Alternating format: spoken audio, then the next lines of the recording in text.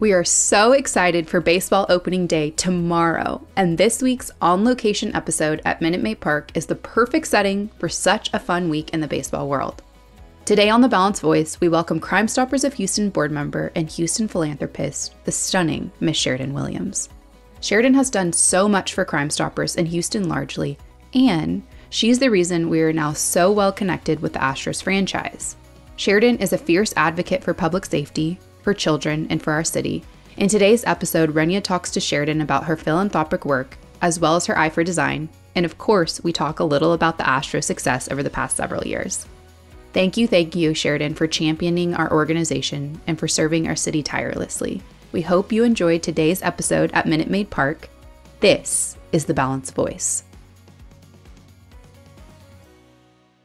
We're so excited to have you, Sheridan. You're one of the women who inspires me greatly, and it's just such an honor to have you. Thank you for being here. That's quite an honor coming from you. From the moment I met you, I knew that we were going to become friends. You were so warm and genuine, Rania. Oh, thank you, Sheridan. You called us. And we'll talk about it in a moment, but you called us and you said, I want to do something. I want to get involved. And it was so wonderful because, of course, if you've lived in Houston, you know Sheridan Williams. I know who you are, read about you for a long time.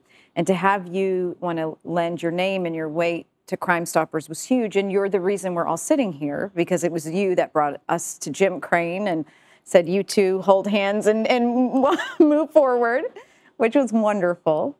Well, considering what Jim has done for this city and for baseball, and, you know, he's a true philanthropist, and there's no reason why he should not know Crime Stoppers and know the good work that Crime Stoppers does. And I think Jim has gotten a good idea, and he's been very kind, so I'm happy I could put you together. We had our historic gala right there on the park after the World Series win. My daughter said, "You're finally cool, Mom. You're finally I've been working for 20 years." Like, no, you're finally cool. You had Crime Stoppers throw out a first pitch because of your work with Jim Crane. Julia Morales emceed our gala. Like, all of that was you, Sheridan. Well, I'm happy that I could do it, because I honestly feel that when you have been given good things in life, that you have to pay it forward. And I see what people at Crime Stoppers do. I mean, they are always looking for ways to make this city better and safer. And it's not a scorecard. It's what can I do? And that's the attitude. I think you should be very proud of your staff. Thank you. And that's you. I was looking at how you lend your time, and I noticed sort of the trend. You do a lot in the healthcare industry, so a lot with health. And then about 3-4 years ago, you called with a deep concern. Many Houstonians were really concerned about the state of crime in Houston. And you said, I want to do something about the quality of life in terms of crime in Houston. Are those your two areas of mainly of focus now, health and safety? I'm a big fan of helping children. And I did not realize what Crime Stoppers does in schools for children. So that really won me over big time. I think the reason that I reached out is because of Andy Kahn. I know Andy worked with my friend Pam Lichner when they had Justice for All. And that was 30 plus years ago. And of course, sadly, we lost Pam in flight TWA 800.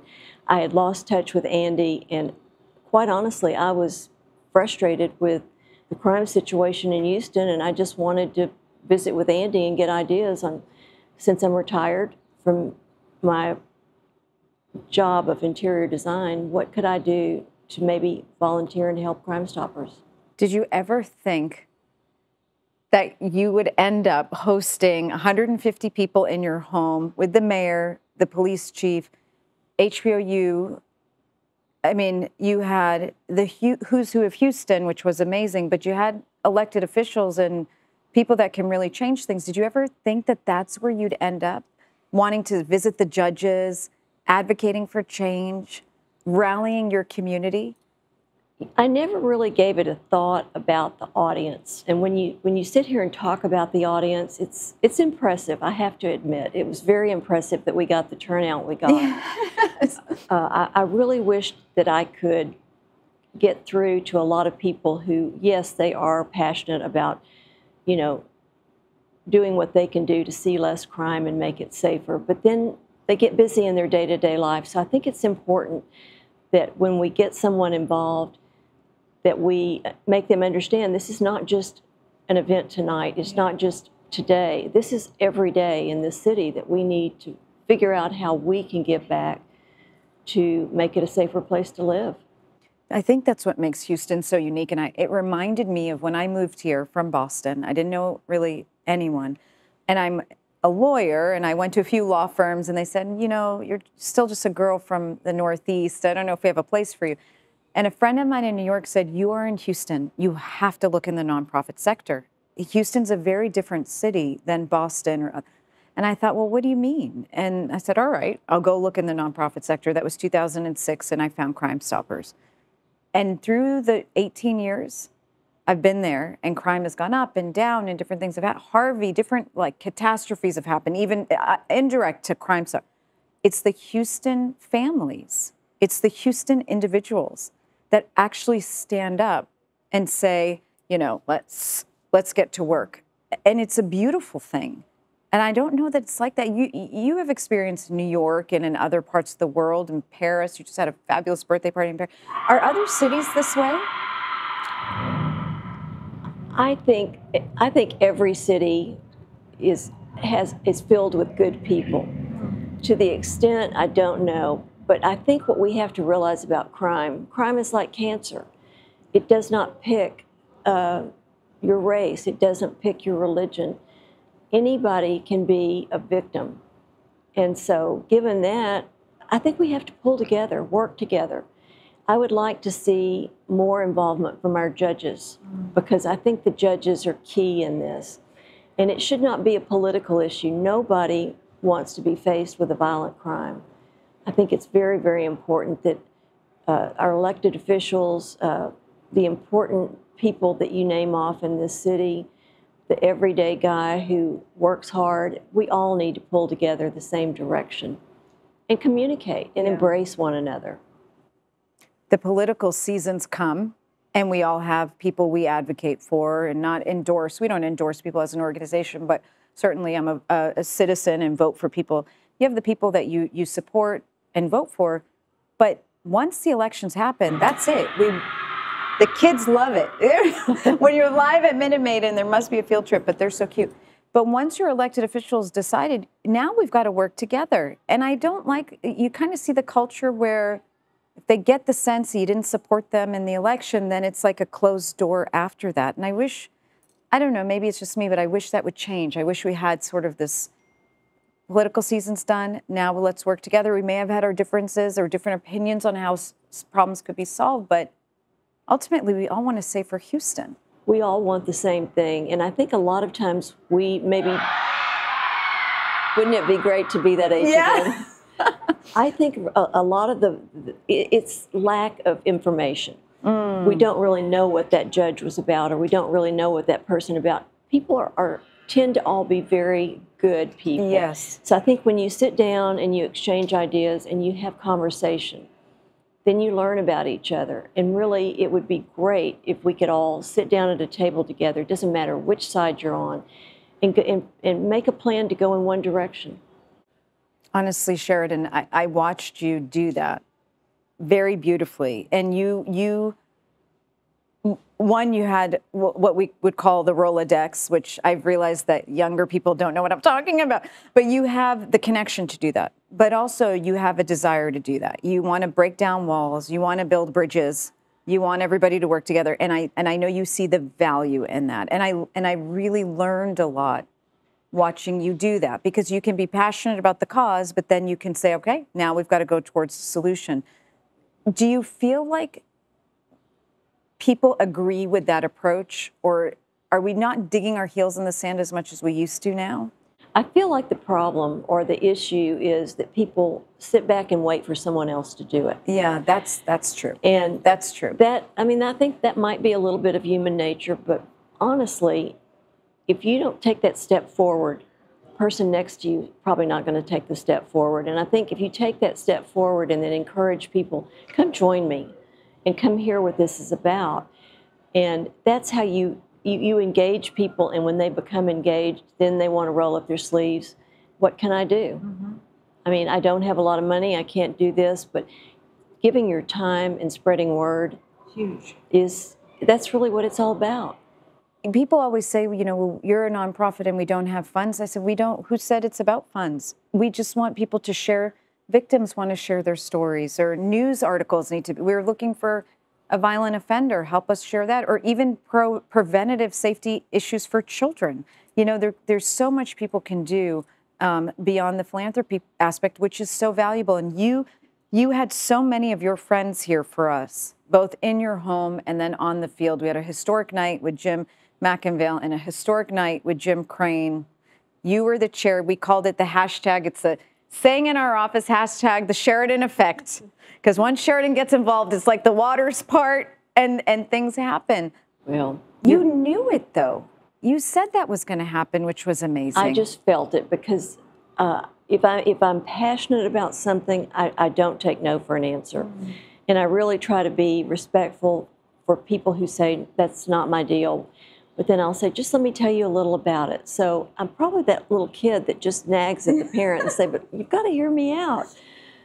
It was a pleasure to chair. I really enjoyed it, and I'm happy that you were pleased and that your staff was pleased. There's a lot more that we can do. Yeah. You know, I'm just recently learning of the crime and the violence that takes place in emergency rooms across our city. I had no idea that they're waiting. You know, they're frustrated, and, you know, one thing might lead to another. So, I mean, it makes sense. If people fight on airplanes, I guess they're going to fight in the emergency room, or there'll be drama. So I think we all need to take a deep breath and realize that we don't know what that other person's going through. Be respectful. And if you have an opportunity to do something to help someone else, see what you can do. We were looking at that in preparation for a meeting we had with you, with Memorial Hermann. And you're right, the number of doctors that are getting assaulted, or nurses in the ER, it's actually staggering. It's staggering. And there's not much the medical team can do when you have a patient, maybe on drugs or not, who is just outraged. They are outraged. Do you, I mean, Sheridan, you've raised your kids, you have grandkids now. How have you noticed, like, the conversations you had with your daughters versus the conversations you have with your grandkids? Well, we were just talking about this, because I as the grandmother, I still feel like I'm the boss of the family, but I'm not. So I will tell my daughters, remember how I used to give you little stories, little scenarios about if this happens, then that could happen. So we need to prepare the grandchildren. Peer pressure is so strong. I've always said that what you instill in a child the first 15 years of their life, a friend can undo in 15 minutes and say, oh, come on, try it. You'll like it. It's not going to hurt you. But, you know, I do think you have to think for yourself. Remember what your parents have told you. And there's nothing wrong with saying, that's not for me. I don't choose to do that. And you shouldn't worry about losing a friendship over it. But I do feel like that the children of today have got so much outside influence with the media, with the social media, with friends who have older siblings. So you have to educate them, and you have to make them aware. Rather than hide things from them, you have to tell them this could happen. I love that, because you can't hide it. No. You cannot hide it. They know everything that's going on. They spend 2 minutes on a gadget. They know 1 minute on a gadget, yes, right? And they're very savvy. They're going to know. I also tell my kids, if you're going to lose the friend over it, they weren't your friends. That's right. Right? They weren't your friends, so that's fine. I was very lucky that my daughters knew, and in some cases would come home and say, Mom, I've got to tell you what I did, and you're probably going to hear from Mrs. Smith or Mrs. And I really appreciated that about my children. And I said, you know, because of that, you're not in trouble. Yeah. Because the line of communication is open, and that's how I can help you, is we communicate. We all make mistakes, but if you feel like in your heart you've done something wrong, you need to talk to me about it. And that way I can tell you my opinion, and hopefully you learn by that mistake. the lines of communication. It's like bring it back to the basics. That people overcomplicate it. But if you can have dialogue with your kids, because my own kids will say, you know, there are so many kids at school that aren't allowed on social media, but they just have it on another friend's phone, or they're not allowed to do this, but they do it in their. And we think, well, why don't they tell well, they don't want to get in trouble, or their parents. But if we can just establish, we'll trust each other and have an honest conversation, and maybe you won't get in trouble because you're coming up front and telling. I mean, I do think there's so much value in that, and you need that today. Open line of communication. It's like back in the old days, remember the preacher's kid? Mm-hmm. That little saying is the preacher's kid didn't get to do this or that, so they were so sheltered. And I do think that we have to set boundaries for our children. But I do think that kids need the information. Yeah. With the information comes knowledge, and comes decision making, and what's right for me, what's not right for me. And to be able to talk to your parents about it. I think about your kids and your grandkids and the fun experiences they have. I know you'll be going to Astros preseason, at the games, what is it like for you when you're here and they've won the World Series or something magical has happened? What is it like for you to see your grandchildren see these things? It's a big deal, because I have to tell you, and I'm going back to Jim Crane, I think it starts at the top. I think Jim Crane is the direct reason that we have such a great team. Yeah. It's his attitude and his style of management that trickles right down to the players. And you can tell those players love their job. They love the people that they work for. And it brings me a lot of pride, because for a long time, Houston did not win baseball, basketball, football. And we're a great city. There's no reason why we should not win. And you can't always win. And I always tell people in other cities when they get angry in a playoff game, don't be mad at me, because without two teams, there's not a game. Yeah, that's so true. And so please treat me with respect. Don't be mad at me because I'm on the other team. Because I want to welcome you to our city and treat you with respect. And Houston is a welcoming city. Yes, we are. My husband laughs. I grew up in Boston, which is a very big sports city. And there were times when the Astros were playing the Red Sox, and I'd be cheering at the top of my lungs for the Astros. And he'd say, wait, I thought you'd be cheering for the Red Sox. I say, no, absolutely not, because Jim Crane won, I didn't know him at the time, but you can tell the integrity of this man. You can tell the heart, the passion, the integrity, the vision. He's just humble grace. He's just unbelievable.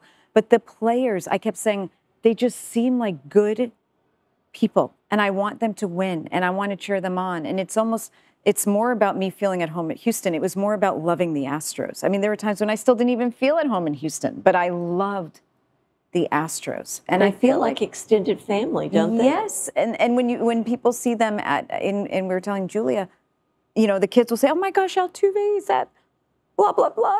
There was a spotting. And everyone in the neighborhood runs, drops their, whatever they're doing. And he's so nice and so kind. And these are people Jeff Bagwell, you had a birthday parade during COVID, and Alex Bregman was there, Jeff Bagwell. I did. And you know what? The Astros are kind, good-hearted people, because I feel like they've worked for where they are. Jim Crane has worked for where he is. Mm-hmm. So everybody realizes that you're not just born with this wealth or born with this fame.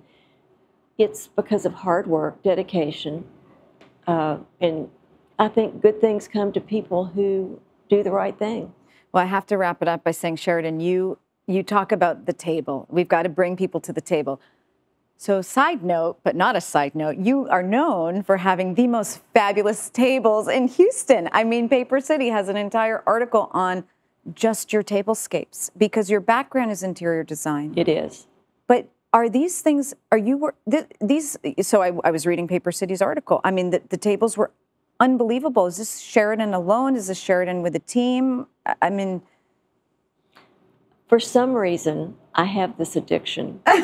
I mean, it could be drugs, it could be alcohol, it could be gambling, but it is tabletop. And I love tabletop, and I love to take what I have and how can I mix it up to make it look different. And I love to have my friends and my family, and for them to walk in and say, oh, wow, this is beautiful. So it's a pleasure to me to be able to put together a beautiful tabletop that gets, a compliment from a friend that makes their evening or their lunch or whatever it might be more fun. I mean, truly, and I've been blessed to sit at one or two of these tables and just look and admire. And I always tell my kids, if I win the lottery one day, I will be buying tabletop stuff. I'm like you. I share that obsession, although I'm nowhere, can't even be compared. Your home was named one of the most beautiful homes, the most beautiful home in Veranda magazine. Beautiful River Oaks Home and Veranda magazine. Your love for interior design has not left you, obviously. No, it never. It's in there. It will never leave. It's like riding a bicycle. I mean, I love interiors. I love fabrics. I love fashion. I love tabletop. I love traveling. I love working hard. I love making a difference where I can. And you definitely do that. I feel like you make everything more beautiful, Sheridan. You're sweet. Thank you. It's true, and I'll tell people, if you haven't seen, we'll link Sheridan's Instagram if you want to follow her, learn more. But your birthday in Paris was just unbelievable. Over the top. My husband, what an amazing party he threw me. Oh, my goodness. From the outfits to the restaurants to the flowers. Oh, my goodness, Sheridan. John Eddie Williams. God bless John Eddie Williams. He did an incredible job. Well, and Lucas Somoza, who is a Houstonian, Nicaraguan roots. His family is from Nicaragua. He lived in Houston, and he actually went to high school with my daughter, Kristen. And he said, I'm moving to Paris, and I'm going to be an event planner or someone famous. And he just did a beautiful party for me. And my husband wanted to throw me a nice party, and my friends, I couldn't believe the turnout. I had so many wonderful friends and my two daughters. So I do feel very blessed. Have a great group of friends, family, and, just Crime Stoppers. And the boards that I sit on, I'm just a very blessed person to know the people I know. Well, you share it. And we're so thankful to have you on the board. We're so thankful that you thought, I care about this. I'm going to call Andy. I want to make a difference. And hashtag the Sheridan Effect for us was born. We would never be here without you. We thank you for the beauty inside and out and all you do for us, the medical community, and so many other communities in Houston, Sheridan. We are not finished yet. There's more to come. There's more to come. More work to do. Hashtag the Sheridan Effect is pushing us forward. Thank you, Sheridan, for being on our podcast. Thank you, Rania. Thank you. Thank you. I'm honored. And for everybody else, we'll catch you next time on the Balanced Voice podcast. Take care, everybody.